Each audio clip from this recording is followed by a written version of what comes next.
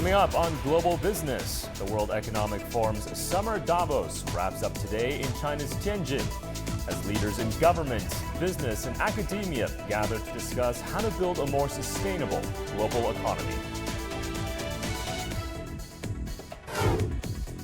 Over 1,500 companies from 53 African countries are taking part in the third China-Africa Economic and Trade Expo, which kicked off today in central China. And a final reading of U.S. first quarter GDP showed the world's largest economy growing by 2% in Q1, beating market expectations.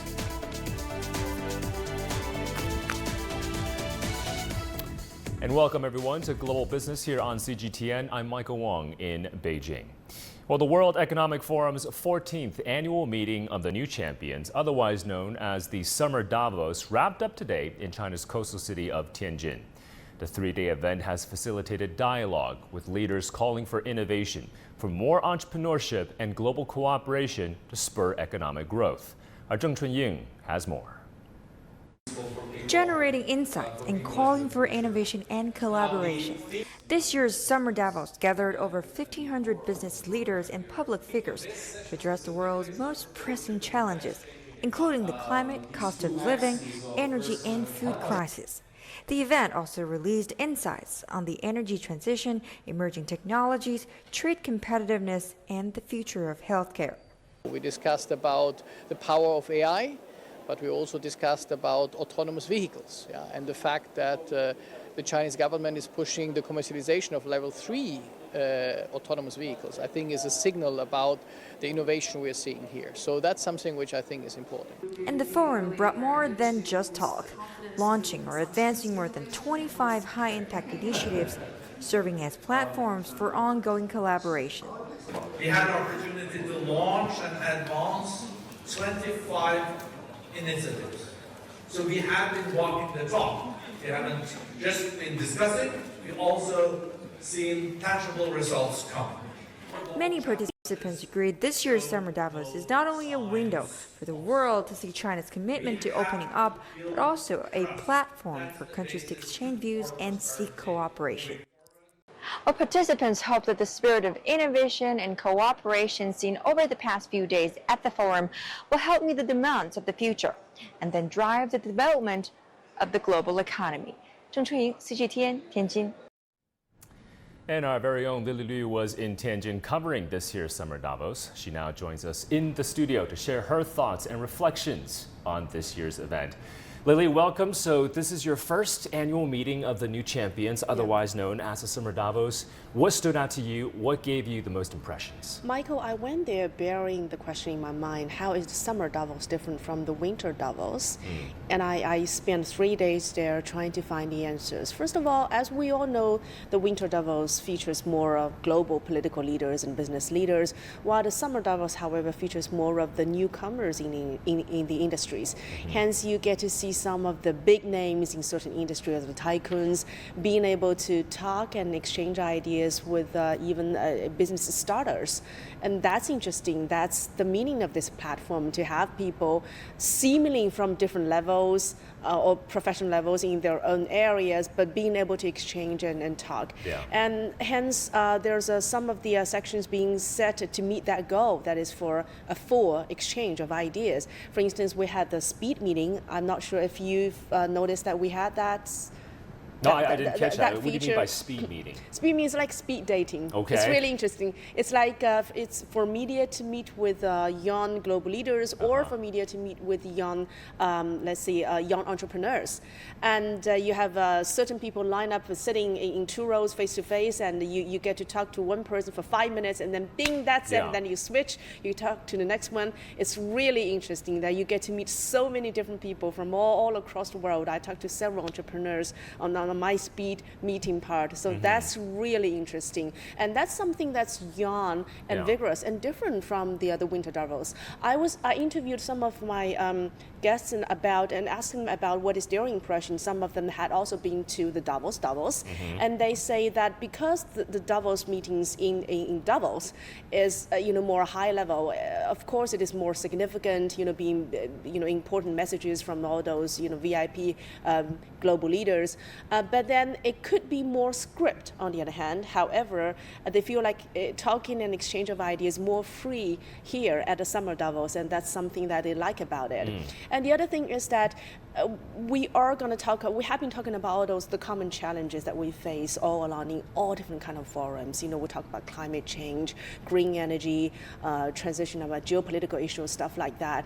But the thing is, in Summer Davos, I wanted to understand how young entrepreneurs can not only learn how to navigate the challenges, but also learn how to harness on the global challenges. That's something interesting. They build up a business not only profitable, but it also has to be socially friendly and sustainable, and that's something that I was looking for. And I think I got to know some of the entrepreneurs that I think they have already realized that and putting that into action. Speaking of which, I was chatting with my taxi driver in Tianjin when I arrived at the train station, and he said, "Yeah, we know about Davos meeting, but tell me, you're a reporter. Tell me, how is Davos related to the Tianjin people?" How is it going to be connected to us? And I said, well, for starters, I think it is a great way for the world to know Tianjin. Like all the media come in, all the people travel to Tianjin, they know about Tianjin. That's one thing, and that should be really good for Tianjin to set up its global image and to be able to attract more investment and to forge more cooperation. And then on the other hand, all the talks, all the discussions at a forum like that, when are they going to be put into certain actions? And that's something that I saw at the Summer Davos. We had so many agreements, initiatives, and task forces being formed to actually do things. They would line up measures that's going to, and set up goals. For instance, going to line up like 35 measures to make sure that all these certain soft chain suppliers that enter China, make sure that they would, sort of make sure that they, on the supply chain, they would address the deforestation issue, things like that.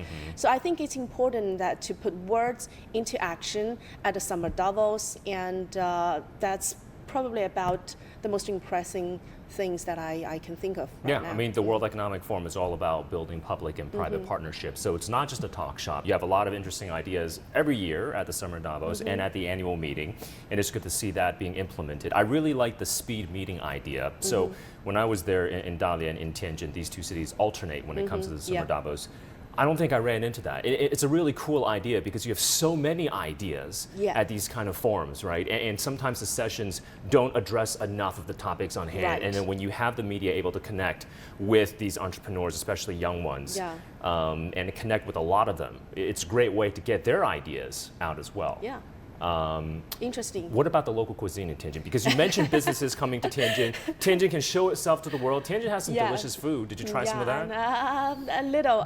Bit? Before I left Tianjin this morning, I went to a local breakfast stall and tried some of the local snacks there. They're great. They're very heavy. I actually skipped my lunch. But I think I'm going to make a trip to Tianjin again sometime soon, because I felt like I didn't have the time to really tour around the city and try the food there. But it's so close to Beijing. It's 30 minutes on high-speed train, so I think I can just get there anytime. That high-speed train goes from morning until night, nonstop, 30 minutes. Very Beijing convenient. to Tianjin and back. And I would recommend next time you go, try out the river cruise in Tianjin, especially during the nighttime, the sky view. So anybody attending the Summer Davos should try out that river cruise. Next year, the Summer Davos is going to be in Dalian, another coastal city in China, and there I would recommend the seafood. Dalian seafood. It's world renowned. All right. Okay. Sounded like you had a great time. Thanks for those thoughts, Lily. Our Lily Liu covering the Summer Davos for us. Thank you. And for more on this year's Summer Davos, I want to now check in with our Julia Lyubova over in Geneva and our Miro Liu in Singapore. Julia, hi there. I want to start with you. So you've been following this year's Summer Davos from the Swiss canton, where the World Economic Forum is actually headquartered over in Geneva. So give us a sense of the global reaction you've seen and heard during the past few days. Well, Well, that's right. Of course, the World Economic Forum meeting was watched and monitored closely by politicians and business leaders around the world, and of course here also in Geneva, where the World Economic Forum is headquartered. So, as always, this meeting provides a platform for discussions on the most pressing issues facing the world, and the global economy was a big issue which of course affects so many people, so it was watched indeed very closely. World leaders called for a renewed momentum on innovation and collaboration to revitalize the global economy following this meeting. The costs of living, energy, climate, they are all common issues facing the world, and all, as a result of this, so policymakers, they are seeking common solutions to them. Well, meetings like the Summer Davos, they provide an opportunity for a dialogue between countries, and more than 25 high-impact initiatives were launched at this meeting, at this event, and this surely will give way for more ongoing collaborations globally. And we heard statements like the time is of the essence, we must work together from various leaders at the event. So the reaction, of course, has been mainly that the world must unite to solve the most pressing issues that are facing the world right now. All right, Amira, among the key topics discussed this year were, of course, technology at the Summer Davos and the need for more global cooperation as well. How critical are these areas for Singapore and its economic development? Hello, Michael. Now, the Summer Davos is closely watched by the business and investment community around the world, as well as here in Singapore. Premier Lee's reaffirmation that China is on track to reach its annual growth target of around 5% pleased the market. For Singapore, which relies heavily on global trade and external economic environment, how the Chinese economy fares will have a direct impact on its own. In fact, things are not looking rosy here. Economists have warned that Singapore faces a high risk of slipping into a technical recession in the second quarter of 2023. The comments came after official data showed industrial output has fallen the most since November 2019. Factory production declined 10.8% from a year earlier in May, marking it the 8th straight month of contraction. Now, after the world benefited from the post-pandemic V-shaped rebound, Singapore, together with the rest of the developed countries, are seeing a slowdown from 2022. And these countries are, in fact, counting on China's post-COVID surge, which has been subdued so far. Now, Singapore Prime Minister Lee Hsien Loong paid a week-long visit to China with a large delegation shortly after China's reopening in March. During the trip, PM Lee visited China-Singapore Guangzhou Knowledge City, a hallmark of the two countries' technology exchanges. There, PM Lee visited the China-Singapore International Joint Research Institute, which was jointly set up by Nanyang Technological University and South China University of Technology, and focuses on research areas such as artificial intelligence, new energy, green buildings. So yeah, technology and global cooperation are amongst the two key pillars of Singapore's economic growth, as well as its relationship with China, Michael. All right, we're going to leave it there. Many thanks for your thoughts on that. Amira Liu for us in Singapore and Julie Liu for us in Geneva. Thank you. Now, also at the Summer Davos, my colleague Guan Shin sat down with Daniel Zipser, senior partner at McKinsey & Company, on his observations about China's consumer market. Take a listen. Daniel, thank you for joining us. So what is your view on the current state of China's consumer market as the economy rebounds from the pandemic? And what does it mean for multinational companies looking to grow in China? The words when people ask me about China consumption recovery in 2023 is cautiously optimistic. Many of the economic indicators actually looks encouraging and promising. And in many categories, including clothing, including beauty, including food and beverage, we actually have seen a healthy recovery so far throughout the year. Plus, on top of that, you have travel, which has very strongly rebounded. Yeah. I think May has been domestic travel far exceeding previous years, and even international travel, though at a lower pace, actually has been coming back quite strongly. You also asked me what that means for multinational companies. For multinational companies, it's also a very interesting time, because now it's the first time in quite a number of years that executives from the headquarters are visiting China. And most of the CEOs, C-level executives from all over the world has been coming to China over the last 6 months. And that actually also brings a new opportunity for multinational companies.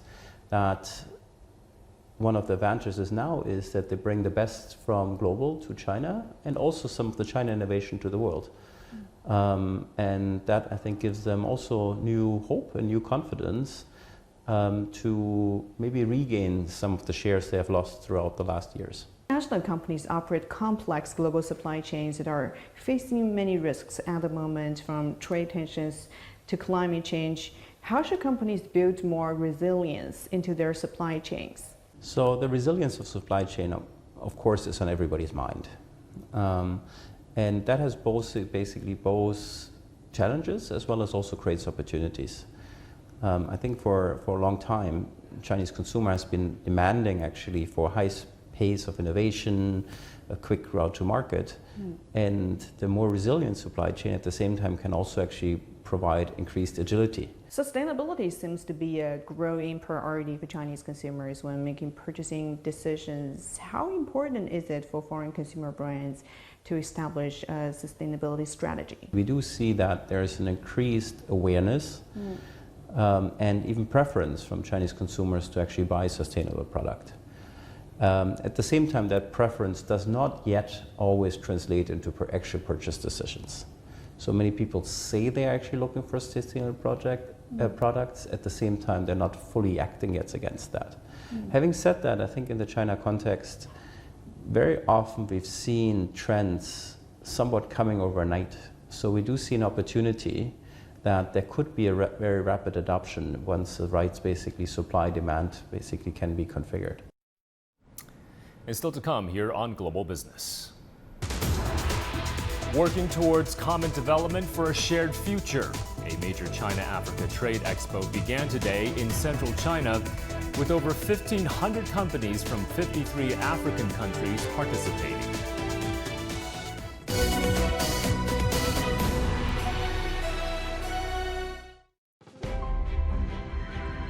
The third China-Africa Economic and Trade Expo is here. A great platform for businesses to showcase their products and services. From agriculture to infrastructure, from new energy to education. Join our special coverage on CGTN, Namibian Broadcasting Corporation, and QTV, Gambia.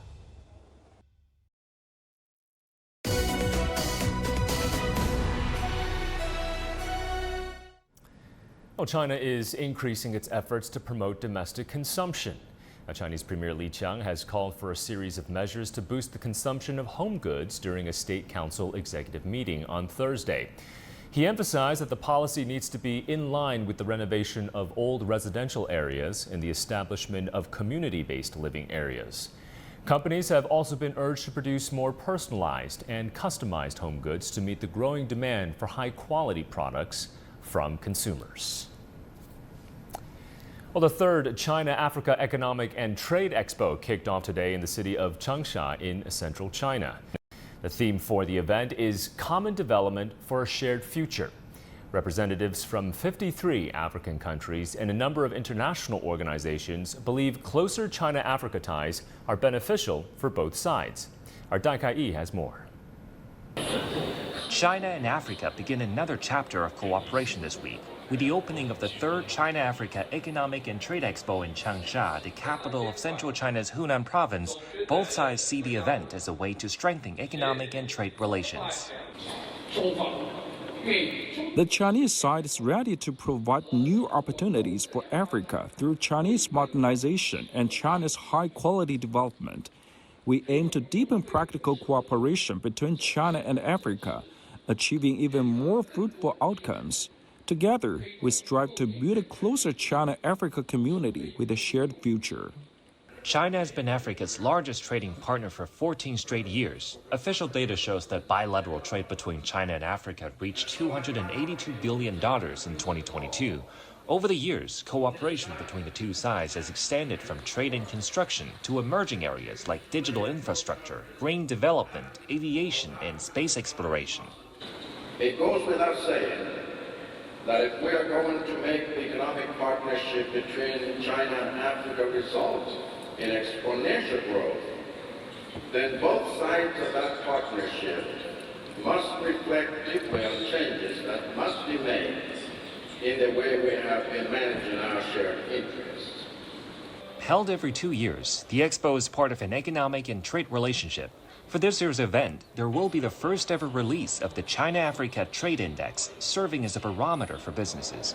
Back in 2019 and 2021, hundreds of bilateral cooperation projects and agreements were signed, worth billions of dollars. Officials and business leaders say the event is a significant step toward advancing high-quality economic and trade cooperation between the two sides, building upon the achievements already made. They believe this expo will inject a fresh wave of vitality and strengthen the relationship. 戴凯一 CGTN in Changsha, Hunan Province. And also at the China-Africa Economic and Trade Expo, our Ho Jing spoke to the Secretary General of the Zambia-China Friendship Association about the long-lasting ties between the two nations. Take a listen. And this year marks the 10th anniversary of the Belt and Road Initiative. So what are the fields of cooperation covered by BRI projects, and what is their current operational status? Is the BRI being like a debt trap or a neo-colonialism to Africa, as some Western media portrayed? First and foremost, the ones who deprived us of the resources are those who colonized us. We are aware of the attempt by hostile forces, but to try and make this relationship look like it's an exploitative one, yet nothing can be further from the truth, because China experienced what we experienced. Projects under the Belt and Road Initiative are so important to making us into a hub of transport and communication with the rest of the world. Because of these roads projects, we are also seeing interest by other investors, first and foremost from China, but also from Europe and the United States, taking advantage of this infrastructure.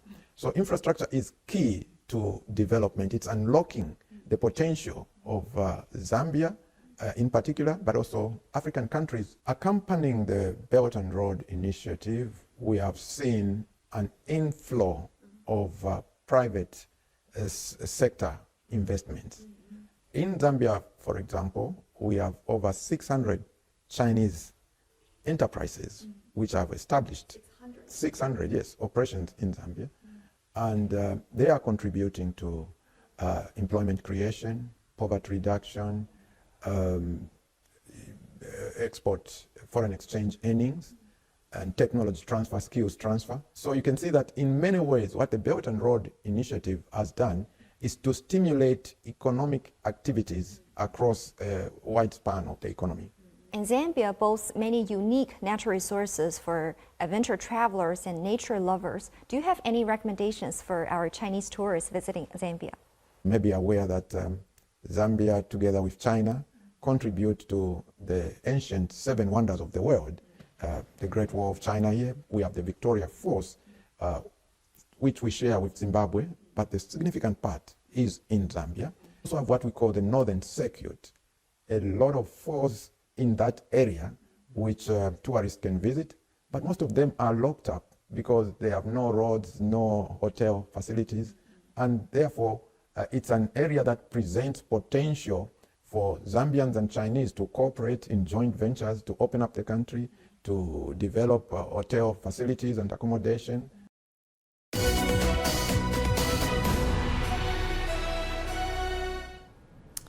Into the United States, where we have a series of economic gauges out for the world's largest economy.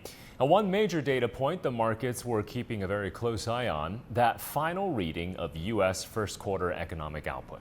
So, here to help us make sense of what is now the third revision to U.S. Q1 GDP is our John Terrett in New York. Oh dear. Morning, John. Yes. So walk us through the reasons. Michael. Walk us through the reasons, John, that prompted a revision of Q1 GDP. Let me tell you something. Everything you learned at university, okay, forget it. Okay? It's all gone out the window. Everything is upside down. Nobody knows here what's happening. Nothing's the way it's supposed to be. So GDP, as you know, is very important. It's growth for the US economy. And what we're referring to is the first 3 months of the year, January, February, March. And they always publish an initial print. And because there's so much data coming in all the time from all areas of the country and indeed around the world, they always give us a revision. And now today we've got to the final print. So this is what they say was the US growth in the first 3 months of 2023. Now, it's pretty eye-popping one way and another, because we were told first time round that the growth was 1.3%. And now they've revised it upwards to 2%.